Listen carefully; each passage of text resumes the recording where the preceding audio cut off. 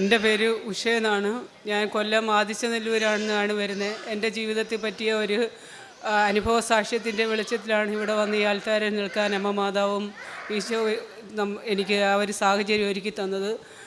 2019 ഞാൻ ആദ്യമായിട്ട് ഇവിടെ വന്ന് ഉടമ്പടി എടുക്കുന്നത്.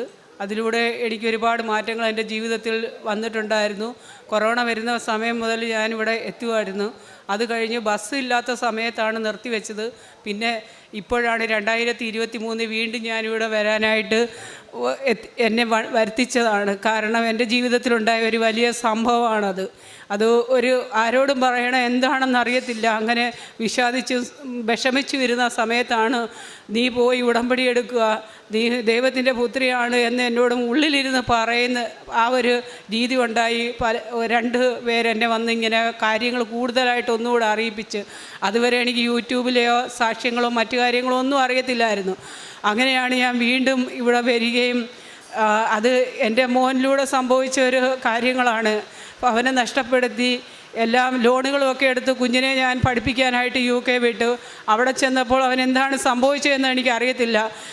തിരിച്ചു വരേണ്ടി വന്ന സാഹചര്യം വന്നു. ആ സാഹചര്യത്തിലൂടെ വന്നപ്പോഴത്തേക്ക് വീട്ടിലെല്ലാം ഒരു മരണവീടിന് തുല്യമായിട്ടാണ് ഞങ്ങൾ അന്നേരം ജീവിച്ചിരുന്നത്. നാട്ടുകാരും വീട്ടുകാരും എല്ലാവരും കൈത്തള്ളി ഞങ്ങളെ കൈ ഒഴിഞ്ഞ് എങ്ങനെ ജീവിക്കും, ഇനി ഭവനവും കൂടെ ഉള്ളായിരുന്നു, അത് നഷ്ടപ്പെടുത്താൻ അമ്മയും മോനും കൂടെ മാത്രം ഇറങ്ങിത്തിരിച്ച ഒരു സംഭവമാണ് എന്ന് പറഞ്ഞ് എല്ലാവരും ഇത് ചെയ്തപ്പോഴും ഞങ്ങൾ ഭവനത്തിനകത്ത് തന്നെ കുത്തിയിരിക്കാൻ തുടങ്ങി. എൻ്റെ മകൻ വീടിന് പുറത്തിറങ്ങത്തില്ല, മുറിയിൽ തന്നെ ഇരിക്കുകയാണ്. കാരണം നാണക്കേട്, ആരോടെന്താണ് സംസാരിക്കേണ്ടതെന്നും പറയേണ്ടതെന്നും അവനറിയത്തില്ല. അങ്ങനെയാണ് ഞാൻ വീണ്ടും വന്ന് ഉടമ്പടി എടുക്കുകയും എൻ്റെ അമ്മ മാതാവ് എനിക്കൊരു ജീവൻ പകർന്നു തന്നു. ഞാൻ ആ പകർന്ന ആ ജീവനും കൊണ്ട് ഞാൻ പുറത്തിറങ്ങി എല്ലാ കാര്യങ്ങളും ആക്റ്റീവായിട്ട് ചെയ്യാനും പ്രവർത്തിക്കുവാനും എന്നെ കൂടുതൽ ആന്തരികമായിട്ടുള്ള വളർച്ചയിലൂടെ കൊണ്ടെത്തിക്കാനും കഴിഞ്ഞു. അങ്ങനെ ഞങ്ങളുടെ ഭവനം നഷ്ടപ്പെടുത്തി കൊടുത്ത ആ പണം ഞങ്ങൾക്ക് തിരിച്ചു കിട്ടണം. അതിനൊരു മാർഗവും ഇല്ല. കോളേജ് തള്ളി, ഏജൻസി തള്ളി, നാട്ടുകാർ തള്ളി, വീട്ടുകാർ തള്ളി. ഞങ്ങൾ 2 പേര് മാത്രമുണ്ട്. മരണത്തിൻ്റെയും ജീവൻ്റെ ഇടയ്ക്ക് ഞാൻ എവിടെയെങ്കിലും പോകുമ്പോൾ തന്നെ എൻ്റെ കുഞ്ഞിനെ ഞാൻ ദൈവത്തിനെ ഏൽപ്പിച്ചിട്ടാണ് പോകുന്നത്. കാരണം അവൻ എന്താണ് ചിന്തിക്കുന്നതെന്ന്, ഇത്രയും പ്രായമായ ഒരു കുഞ്ഞിൽ നിന്ന് ഇത്രയും ലക്ഷം രൂപകൾ നഷ്ടപ്പെടുമ്പോൾ അവൻ എന്താണ് ചിന്തിക്കുന്നതെന്ന് എനിക്കറിയത്തില്ല. അന്നേരം മാതാവേ, അപ്പച്ച നീ മാത്രമേ ഉള്ളേ ഞങ്ങൾക്ക് തുണ എന്നും പറഞ്ഞ് ഞാൻ ഏൽപ്പിച്ചിട്ടാണ് പുറത്തു പോകുന്നത്. കാരുണ്യ പ്രവർത്തികൾ ചെയ്യാനായിട്ടും മറ്റു കാര്യങ്ങളിലെല്ലാം എന്നെ കൂട്ടിക്കൊണ്ട് പോകും എൻ്റെ മോന. പ്രാർത്ഥനയിൽ, സന്ധ്യാപ്രാർത്ഥനയിൽ ഇരിക്കും. അങ്ങനെ 4ാമത്തെ ഉടമ്പടി വരെ പുതുക്കാനുള്ള സമയമായിട്ടും എൻ്റെ ജീവിതത്തിൽ ഒന്നും ആയിട്ടില്ല. അത് കാരണം ഞാൻ വണക്കമാസം 31 ദിവസം ഞാനത് കാണുകയും എൻ്റെ ഡയറിയിൽ ഓരോ ദിവസത്തെയും വണക്ക പ്രാർത്ഥന എഴുതി, വചനങ്ങൾ എഴുതി, ആന്തരികമായിട്ടുള്ള വളർച്ച കിട്ടി. അതുപോലെ തന്നെ ബൈബിള് വായിക്കുമ്പോഴുള്ള അഭിഷേകം കിട്ടി. അതുവരെ വചനം എന്താണെന്ന് ഒന്നും എനിക്കറിയത്തില്ല. ഞാനൊരു ഹിന്ദു കുടുംബത്തിൽപ്പെട്ട ഒരു വ്യക്തിയാണ്. അതുകൊണ്ട് എനിക്കിതൊന്നും അറിയത്തില്ല. എല്ലാവരോടും പറഞ്ഞും ചോദിച്ചും ജപമാല എത്തിക്കാൻ പഠിച്ച്, പ്രാർത്ഥനകൾ പഠിച്ച്, അപ്പോഴത്തോടെല്ലാം തന്നെ വചനങ്ങൾ ഒരുപാടായിട്ട് അപ്പച്ചൻ എന്നിൽ അഭിഷേകത്തോടെ നിറച്ച് അങ്ങനെ വചനങ്ങൾ ബുക്കുകളിൽ എഴുതി വെച്ച് സൂക്ഷിച്ച് വീണ്ടും വീണ്ടും വാർത്തിക്കാൻ ഇട വന്നു. അങ്ങനെ പുറം ലോകത്ത് ഇറങ്ങി ഒരുപാട് പേർക്ക് പ്രേക്ഷിത പ്രവർത്തനങ്ങൾ ചെയ്യാൻ എന്നെ കൊണ്ട് കഴിഞ്ഞു. അതുവരെ എനിക്കൊന്നും അറിയത്തില്ലായിരുന്നു. അങ്ങനെ ഓരോ മക്കൾക്കും ഇല്ലായ്മയിലൂടെ എൻ്റെ ഇല്ലായ്മയിലൂടെ ഞാൻ അവരുടെ ഇല്ലായ്മ കണ്ടെത്തി അവരെ സഹായിക്കാൻ ഇറങ്ങി. അങ്ങനെ ഇരിക്കുന്ന സമയത്താണ് ഇന്നലെ ഈ സമയമായി കാണുമായിരിക്കും എൻ്റെ മകൻ്റെ റീഫണ്ട് ഒന്നും കിട്ടത്തില്ല എന്ന് പറഞ്ഞെടുത്ത് നിന്ന് മാതാവ് ആ 11.5 ലക്ഷം രൂപയും ഞങ്ങളുടെ 2ൻ്റെ അക്കൗണ്ടിൽ കൊണ്ടുവന്ന് തന്ന്, ആരും കിട്ടത്തില്ല എന്ന് പറഞ്ഞു ഒരു എമൗണ്ടാണ് ഇന്നലെ വന്നത്. മാതാവേ, നിൻ്റെ ഇത്രയും ആളുകളുടെ മുന്നിൽ വന്ന് നീ സാക്ഷ്യം പറയാൻ നീ എന്നെ അടയാളപ്പെടുത്തിയതിനായിട്ട് ഞാൻ കൂടുതൽ നന്മയും കൃപയും പറയുവാണ്. എല്ലാവരും തള്ളി, വീട്ടുകാർ തള്ളി, നാട്ടുകാർ തള്ളി, ഉടയവർ തള്ളി, ബന്ധുക്കളാരുമില്ല. നേർക്ക് നേരെ കണ്ടാൽ തിരിഞ്ഞു നടക്കുന്ന ഒരിടപാട്. എങ്ങനെ കടം തീർക്കും? വീട് വിറ്റ തെരുവിലിറങ്ങേണ്ടി വരും. പ്രായമായ ഒരു മകളുണ്ട്, അവനും അത് വിഷമമാണ്. ഞാൻ മുഖേന്ദ്ര ഈ 24ാമത്തെ വയസ്സിൽ എന്നെ കൊണ്ട് എൻ്റെ ഭവനത്തിൽ ഇത്ര ഒരു കഷ്ടത വന്നല്ലോ എന്ന് ആ കുട്ടിക്ക് വിഷമമായി. എന്താണെന്ന് അറിയത്തില്ല. പക്ഷേ ഈ ഒരു അനുഭവ സാക്ഷ്യം എൻ്റെ ആദിച്ചനെല്ലൂർ പഞ്ചായത്തിൻ്റെ ഒരു വലിയ സാക്ഷ്യമാണ്. കാരണം അതിലൂടെ ഒരുപാട് പേരെ എനിക്കിവിടെ കൊണ്ടുവരാൻ കഴിഞ്ഞു. എൻ്റെ പൈസ തിരിച്ചു കിട്ടി, എൻ്റെ ഭവനം വീണ്ടെടുക്കാൻ എനിക്ക് കഴിഞ്ഞു എന്ന് ആ വാർഡിൽ, ആദിച്ചനെല്ലൂരിലെ 20 വാർഡിലുള്ള എല്ലാ ആളുകളും അറിയുന്ന ഒരു വ്യക്തിയാണ് ഞാൻ. കുടുംബശ്രീ മേഖലയിലായാലും എല്ലാ കാര്യങ്ങളും ഇടപെടുന്ന ഈ സാക്ഷ്യം അവരുടെ മുന്നിലെത്തുമ്പോൾ അവരുടെ എല്ലാ ജീവിതത്തിലും ഒരു നല്ല ഉണർവുണ്ടാവുമെന്ന് ഞാൻ പൂർണ്ണമായും വിശ്വസിക്കുന്നു. അതുപോലെ തന്നെ പ്രേക്ഷിത പ്രവർത്തനങ്ങൾക്ക് പോകുന്നു. ഈ പൈസ മാതാവേ 1,50,088 രൂപ എൻ്റെ അക്കൗണ്ടിൽ നിന്നായിരുന്നു ഞാൻ ആദ്യമായിട്ട് കോഷൻ ഡിപ്പോസിറ്റ് അടച്ചത്. ആ പൈസ ഇന്നലെ 3 മണിക്ക് എൻ്റെ അക്കൗണ്ടിൽ വന്ന് എൻ്റെ മോൻ്റെ അക്കൗണ്ടിൽ നിന്നാണ് 10 ലക്ഷം രൂപ അയച്ചത്. ആ 10 ലക്ഷം രൂപ ഇന്നലെ 11 മണി ഇതേ സമയമായപ്പം എൻ്റെ കുഞ്ഞിൻ്റെ അക്കൗണ്ടിലും വന്ന് ഞങ്ങൾ ഉടനെ തന്നെ അവിടെ ഒരു കുരിശടിയുണ്ട്, അമ്മ മാതാവിൻ്റെയും തിരുകുമാരൻ്റെയും രൂപമുള്ള, അവിടെ ഓടിപ്പോയി മെഴുകുതിരി കത്തിച്ച് എൻ്റെ മകളോടും 92 വയസ്സായിരിക്കുന്ന എൻ്റെ ഭർത്താവിൻ്റെ അമ്മയോടും മാത്രമാണ് ഞങ്ങൾ പറഞ്ഞത്. ഇവിടെ വന്നതിന് ശേഷം മാത്രമേ ഞാനത് പുറത്ത് പറയൂ എന്ന് പൂർണ്ണമായും വിശ്വസിച്ച് ഞാൻ പ്രാർത്ഥിച്ചിരുന്നു. അങ്ങനെയുള്ള ഒരുപാട് കാര്യങ്ങൾ, പിന്നെ ഒരുപാട് പേർക്ക് രോഗസൗഖ്യത്തിന് പ്രാർത്ഥിക്കാൻ എന്നെ കൊണ്ട് കഴിഞ്ഞു. എല്ലാവരും എന്നെ വിളിക്കും, ഉച്ച വന്നൊന്ന് പ്രാർത്ഥിച്ച് നല്ല ഇത് കിട്ടും. പിന്നെ അതേപോലെ രോഗിയായി കിടന്ന ഒരു ചേച്ചി പെട്ടെന്നാണ് അവർ വെയിറ്റ് ഇട്ട് കിടക്കുവാണ്. ഞാൻ ഈ പത്രവും തൈലവും ഉപ്പും എല്ലായിട്ട് അവിടെ ചെന്നപ്പോൾ കതവ് അടച്ചിട്ട് ഭർത്താവ് പുറത്തു പോയിരിക്കുകയാണ്. അവർക്ക് എണീക്കാൻ യാതൊരു നിവർത്തിയില്ല. ഞാൻ ജനലേ കൂടെ ഒരു പത്രം അങ്ങോട്ട് കയ്യിലോട്ട് കൊടുത്ത്, കയ്യിൽ കൊടുത്തില്ല, മേശപ്പുറത്ത് വെച്ചേര് ഉഷ എന്നോട് പറഞ്ഞ്. എന്നിട്ട് ഉഷ അവിടെ നിന്ന് പ്രാർത്ഥിര്.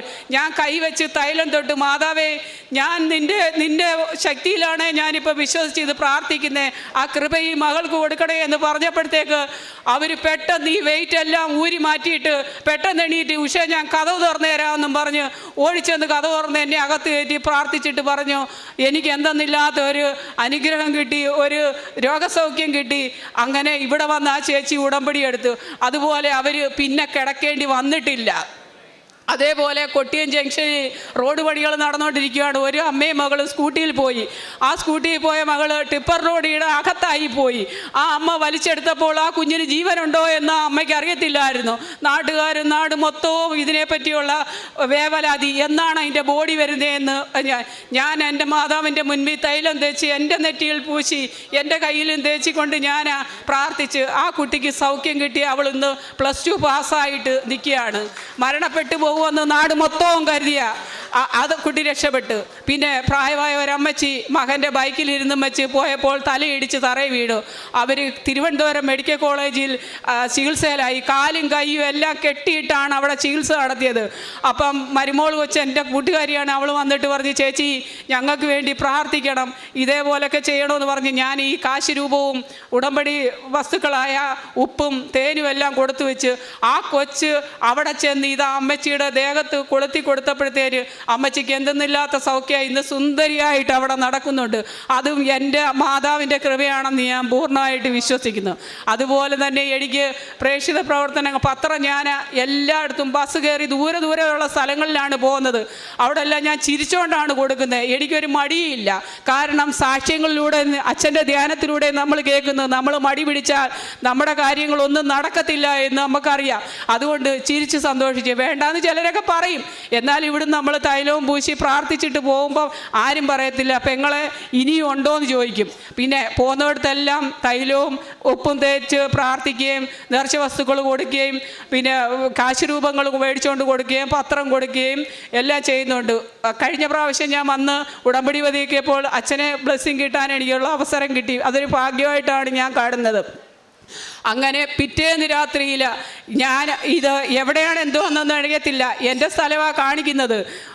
അച്ഛനും ഞങ്ങൾ കുറച്ച് പേരിങ്ങനെ പോകുമ്പോൾ എന്നോട് അച്ഛൻ പറയുന്നുണ്ട്, ദോ ഇല്ല ആളിൻ്റെ കയ്യിൽ നിന്ന് ആ സാധനം ഇനി വാങ്ങിച്ചുകൊണ്ട് വാ എന്ന് പറയുന്നുണ്ട്. അങ്ങനെ എനിക്ക് പേടി. ആരാണ്? ഒരു അജാനുബാഹുവായ ഒരു മനുഷ്യൻ, തലമുടി നീട്ടി വളർത്തിയിട്ടുണ്ട്, വെള്ള ഷർട്ടാണ്, കഴുത്തേലൊരു വലിയൊരു മാലയും അണിഞ്ഞിട്ടുണ്ട്. അപ്പോൾ ഞാൻ അന്നേരം പോണം, അനുസരിക്കാതിരിക്കാൻ പറ്റത്തില്ല. ഞാൻ അവിടെ തന്നെ അങ്ങ് നിന്നപ്പോഴത്തേക്ക് ഞാൻ എന്ത് വരട്ടെന്ന് പറഞ്ഞ് ഞാനങ്ങ് വീട്ടിൽ പോയി. വീട്ടിൽ ചെന്നപ്പം ആ കയ്യിലിരുന്ന പൊതി എൻ്റെ വീട്ടിലിരിപ്പുണ്ട്. ഞാൻ അന്നേരം വിചാരിച്ച് ഇതാരായിരിക്കും ഇങ്ങനെ കൊണ്ടുവന്നത്. അപ്പോഴത്തേക്ക് ഞാൻ ഓടിച്ചെന്ന് അത് എടുത്തുകൊണ്ട് വന്ന് അച്ഛൻ്റെ കയ്യിലോട്ട് കൊടുത്ത്, അച്ഛൻ വാങ്ങിച്ചത് പോക്കറ്റിൽ വെച്ചിട്ട് ഒരു ഇത് തന്ന്, അതും കൊണ്ട് ഞാനിങ്ങനെ എൻ്റെ ഭവനത്തിലോട്ട് പോകുമ്പോൾ അതിനകത്ത് എന്തോ അമ്മക്ക് കഴിക്കാൻ കഴിക്കാനുള്ള ഭക്ഷണമാണെന്ന് എനിക്ക് മനസ്സിലായി. അങ്ങനെ പോകുമ്പോഴത്താണ് ഒരു വെള്ള നിറത്തിൽ നമ്മുടെ പാല് പോലെ വെള്ളമുള്ള ഒരു പാമ്പ് എൻ്റെ നേർക്ക് ഇങ്ങനെ വരുന്നത്. ഞാൻ കുറച്ചും കൂടെ നടന്നപ്പോഴത്തേക്ക് അതൊരു വലിയ നീളത്തിലുള്ള ഒരു വടിയായിട്ട് അങ്ങ് മാറുകയാണ് ചെയ്തത്. അപ്പോഴെനിക്ക് മനസ്സിലായി നമ്മളെ ബൈബിളിലൊക്കെ വായിക്കുന്ന കാര്യങ്ങളിലാണല്ലോ എന്നെനിക്ക് മനസ്സിലായി. പിന്നെ വചനങ്ങൾ ഒരുപാട് എപ്പോഴും പറഞ്ഞുകൊണ്ടാണ് പോകുന്നതും നിൽക്കുന്നതും എല്ലാം. എൻ്റെ വീട്ടിലെ കാര്യങ്ങളെല്ലാം നടത്തുമ്പോഴും എൻ്റെ ഉള്ളിൻ്റെ ഉള്ളിൽ ഈ വചനങ്ങളെല്ലാം ഞാൻ പറഞ്ഞുകൊണ്ടാണ് ഇരിക്കുന്നത്. ഒരിച്ചിരി സമയം കിട്ടിയാലും ഞാനത് എൻ്റെ മൊബൈൽ ഓണാക്കി വെച്ച് ഇത് മാത്രമേ കേൾക്കാറുള്ളൂ. മറ്റുള്ളവരെ കാര്യങ്ങളിലെല്ലാം ഞാനിപ്പോൾ ഒരുപാട് കാര്യങ്ങൾ ഇടപെടുന്നു. അവർക്കെല്ലാം സൗഖ്യം കിട്ടുന്നുണ്ട്, അവരെല്ലാം ഇവിടെ കൊണ്ടുവരാൻ പറ്റുന്നുണ്ട്. അങ്ങനെ എൻ്റെ ജീവിതത്തിൽ ഇനി എനിക്ക് ഒന്നിനെ കൊണ്ട് ഭയപ്പെടേണ്ട. ഇന്നലെ രാത്രിയിൽ തന്നെയും എന്നും ഞാൻ എൻ്റെ മാതാവിൻ്റെ തിരുരൂപം ഫോണിലെടുത്ത് വെച്ച് നോക്കി ഉമ്മ കൊടുത്തിട്ടാണ് ഞാൻ കിടക്കാറുള്ളത്. ഇന്നലെ എനിക്ക് അത്ഭുതകരമായിട്ടുള്ള ഒരു കാഴ്ച അതിലൂടെ കാണാൻ കണ്ട് ഞാൻ ഉടനെ മോനെ വിളിച്ച് കാണിച്ച്, കൊച്ചിനെ കാണിച്ച്. പക്ഷേ അവർ പറയുന്നതൊന്നും കാണാൻ പറ്റുന്നില്ല. കാരണം ഇവിടുത്തെ ആ പച്ച മാംസം പോലുള്ളതാണ് എനിക്ക് കാണാൻ പറ്റിയത്. എൻ്റെ കണ്ണിന് ഇത്രയും നാൾ ഞാൻ കാണുന്നുണ്ടെങ്കിൽ എനിക്കത് ഇന്നലെയാണ് കണ്ടത്. പിന്നെ ഇന്നലെ രാത്രിയിൽ ഉറങ്ങാതെ നാളെ രാവിലെ വന്ന് സാക്ഷ്യം പറയേണ്ട കാര്യങ്ങളെല്ലാം ഓർത്തും ആ നിമിഷം എത്രയും പെട്ടെന്ന് വരട്ടെ എന്ന് പ്രാർത്ഥിച്ചുകൊണ്ട് കിടന്നപ്പോൾ ലൈറ്റ് പോലെ മിന്നാമിന്നിയാണോ എന്ന് ചോദിച്ചാൽ അല്ല, പക്ഷേ അതിൽ വലിയ വെളിച്ചമാണ്. എൻ്റെ മുന്നിൽ മാത്രം അത് തെളിഞ്ഞ് പറന്നു പോയതായിട്ട് എനിക്ക് കണ്ട്. ഇന്നലെ സുഗന്ധാഭിഷേകങ്ങളെല്ലാം കിട്ടിയിട്ടുണ്ട്.